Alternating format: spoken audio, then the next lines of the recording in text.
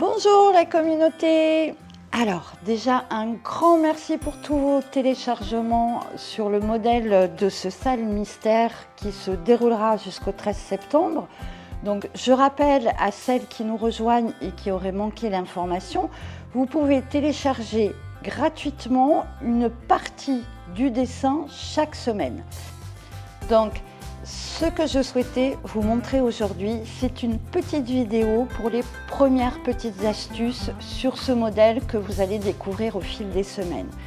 Donc vous l'avez compris, si vous avez téléchargé et imprimé le tutoriel, la base de la broderie, c'est vraiment en point arrière ou en point lancé.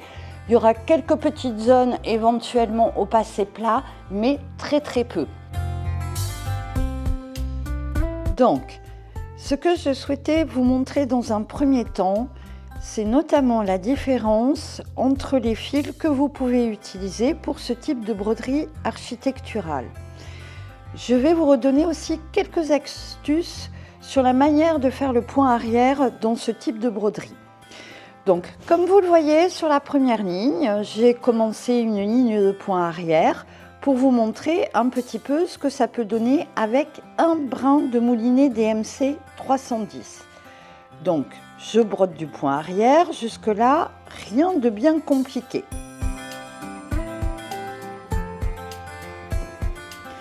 Ce que je vous ai expliqué dans le tutoriel, c'est une manière de ressortir votre aiguille afin d'avoir un travail qui soit assez propre sur l'arrière de votre toile, mais également c'est une astuce qui va beaucoup vous servir pour pouvoir créer des angles propres dans votre broderie, ce qui est le cas, vous aurez beaucoup d'angles puisqu'on est sur un modèle qui est très architectural.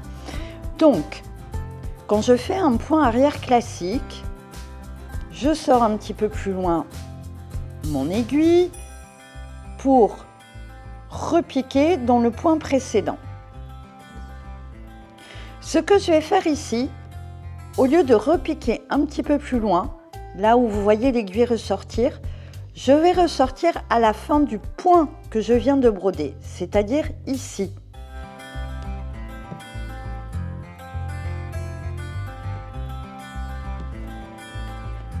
Là, je viens de faire un point avant.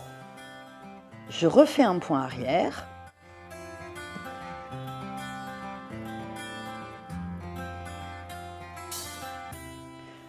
Je vais ressortir à la fin du point que je viens d'exécuter.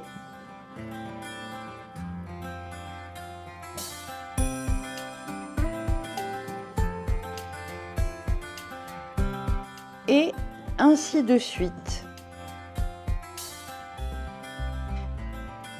Cette petite technique, elle est particulièrement intéressante quand vous brodez des lignes architecturales, puisque vous voyez quand même qu'on gagne du temps avec des points qui sont beaucoup plus grands, mais qui en même temps vont créer une ligne qui est assez régulière.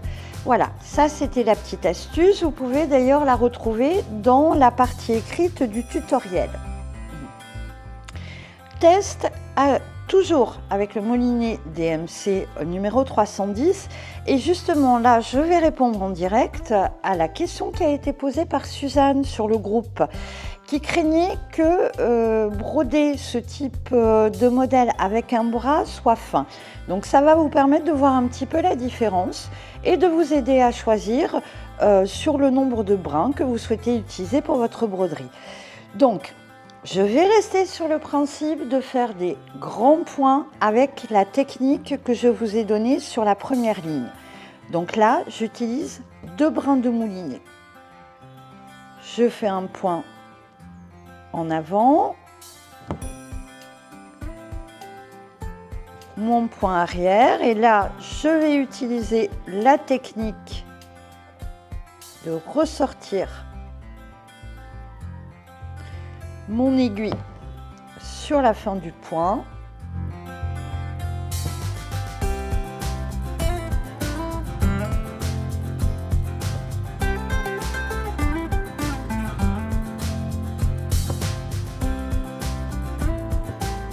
Donc, Voilà, avec 2 brins de moulinet DMC, ce que ça peut donner.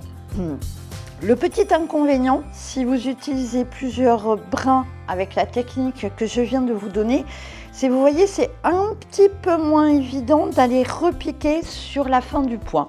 Après, c'est vous qui voyez, hein, vous pouvez aussi faire des points arrière classiques pour éviter ce petit embêtement là avec votre double brin. On passe maintenant au test avec un coton perlé numéro 12. D'ailleurs, c'est celui que j'ai utilisé pour broder ce modèle. Pourquoi ? Eh bien, disons que ça m'évite d'avoir à séparer des fils. J'aime bien la tenue du numéro 12, hein, qui est un coton quand même très très solide. Voilà, mais ça c'est un choix personnel, hein. Vous n'êtes absolument pas obligé d'utiliser le coton perlé. Là, je vous montre juste ce que ça peut donner en termes de résultat final quand on utilise ce coton. Allez, je repars pour une ligne, toujours avec la technique que je vous ai donnée en première partie.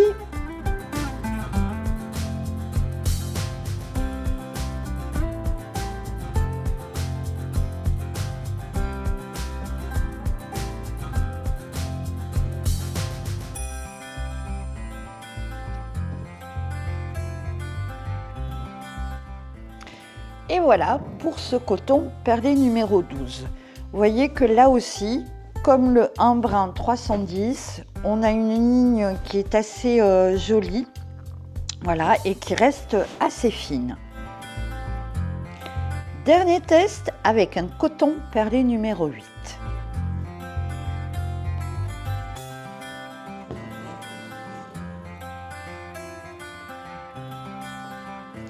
Toujours pareil.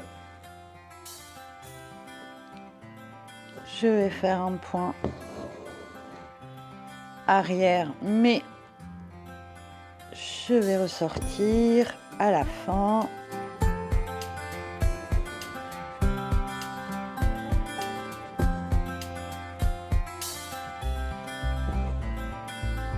Voilà pour le numéro 8. Donc vous voyez qu'on a une légère épaisseur par rapport au numéro 12 ou au 310 avec un brin. En fait, le coton perlé numéro 8 va avoir à peu près l'équivalence d'épaisseur du 310 si vous l'utilisez avec 2 brins. Je voulais terminer en vous montrant pourquoi la technique que je vous invite à avoir dans ce tutoriel est intéressante. Imaginons qu'ici, vous devez broder une petite fenêtre, ce qui va être souvent le cas sur votre modèle. Donc, je vais commencer ici et je vais faire par exemple 2 points arrière.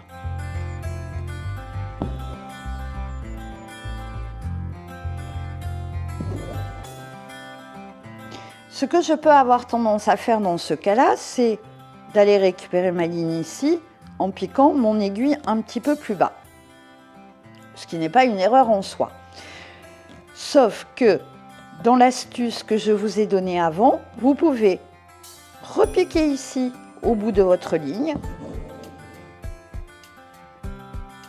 et reprendre votre travail à ce niveau-là.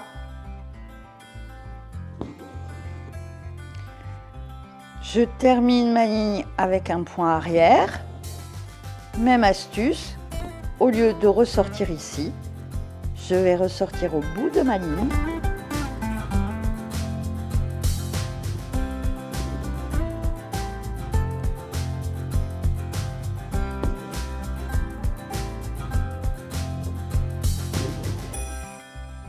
Et idem ici, je repars du coin de la fenêtre.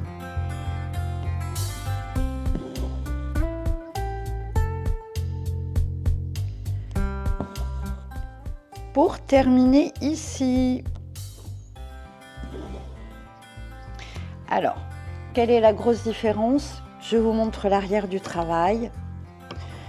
C'est qu'en fait, vous allez avoir juste des lignes assez droites et pas des fils qui partent de tous les côtés, dans tous les sens quand vous avez brodé des coins.